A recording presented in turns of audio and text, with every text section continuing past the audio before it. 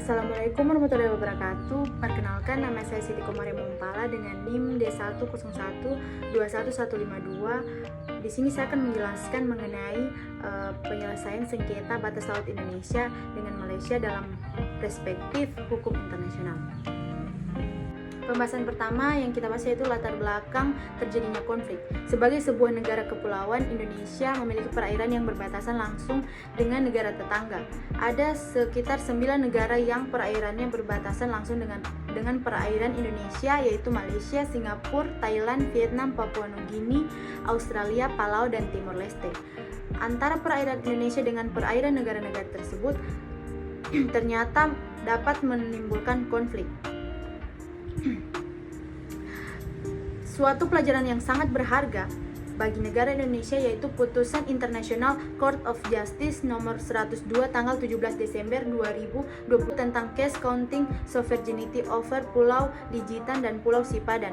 Ternyata vonis ICJ tersebut lebih mempertimbangkan penguasaan efektif yang diajukan oleh Malaysia sebagai critical debt dan sebaliknya menolak argumentasi hukum Republik Indonesia yaitu confessional title dan argumen hukum Malaysia chain of title yang tidak dapat membuktikan klaim kepemilikan masing-masing pulau yang disengketakan.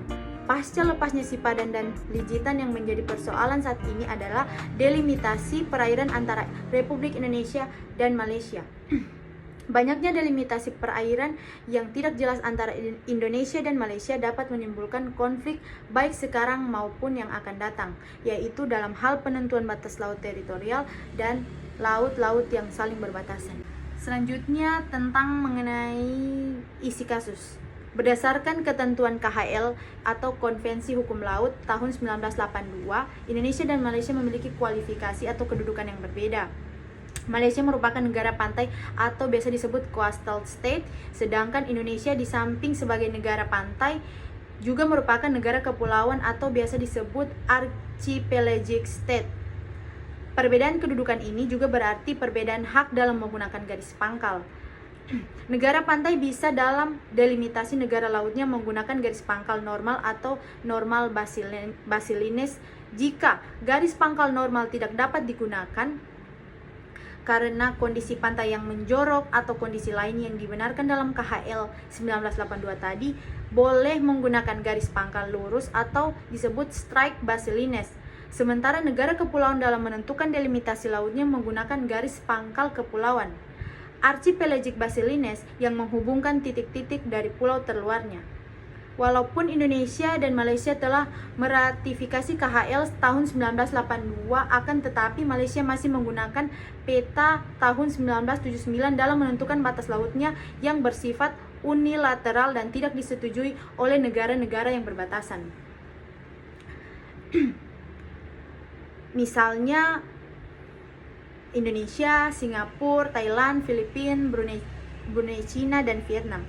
Tindakan Malaysia menggunakan peta tahun 1979 dalam menentukan batas lautnya sangat merugikan negara-negara tetangganya, misalnya yaitu Indonesia sendiri.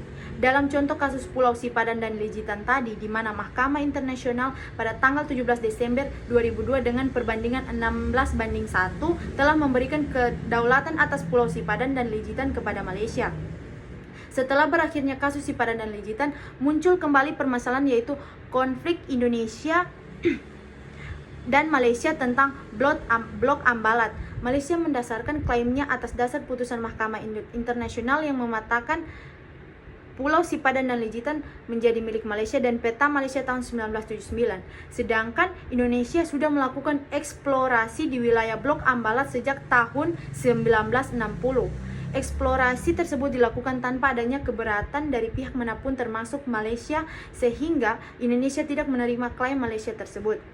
Dari kasus-kasus tersebut di atas, dapat diketahui bahwa penyebab munculnya permasalahan dalam penentuan delimitasi batas laut antara Indonesia dan Malaysia adalah sebagai berikut. Yang pertama yaitu adanya perbedaan konsepsi dalam penentuan batas laut antar Indonesia dan Malaysia. Yang kedua, inkonsistensi Malaysia terhadap aturan KHL tahun 1982. Yang ketiga yaitu kurangnya perhatian pemerintah Indonesia terhadap batas laut dan pulau-pulau kecil khususnya yang terletak pada wilayah perbatasan.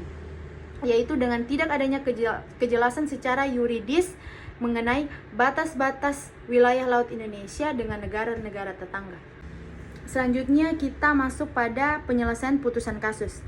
Penyelesaian sengketa menurut ketentuan KHL tahun 1982 atau Konvensi Hukum Laut Pasal 279 menyebutkan bahwa 31 HJDUD negara peserta harus menyelesaikan setiap sengketa antara mereka perihal interpretasi atau penerapan konvensi ini dengan cara damai. Ketentuan tersebut dapat diketahui bahwa cara damai merupakan upaya yang disarankan KHL tahun 1982 tadi dalam penyelesaian sengketa laut internasional, yaitu seperti pada kasus Indonesia dan Malaysia ini. Yang dianggap tepat yaitu seperti dengan cara negosiasi, yaitu melakukan negosiasi kedua belah pihak dapat mengakomodir keinginannya secara langsung dalam bentuk kesepakatan tanpa adanya pengaruh dan campur tangan dari pihak luar ataupun pihak ketiga. Dengan demikian, keputusan yang dihasilkan akan mencerminkan keinginan dan kesepakatan kedua belah pihak yang pada akhirnya dapat memenuhi rasa keadilan. Yang kedua yaitu Mahkamah Hukum Laut Internasional. Jika negosiasi yang dilakukan tidak membuahkan hasil, maka langkah selanjutnya yang dapat dilakukan adalah dengan membawa sengketa tersebut ke Mahkamah Hukum Laut Internasional agar dapat menghasilkan keputusan yang dapat dipertanggungjawabkan secara yuridis berdasarkan hukum laut internasional yang telah diratifikasi oleh kedua belah pihak, sehingga keputusan yang dihasilkan mempunyai kepastian hukum.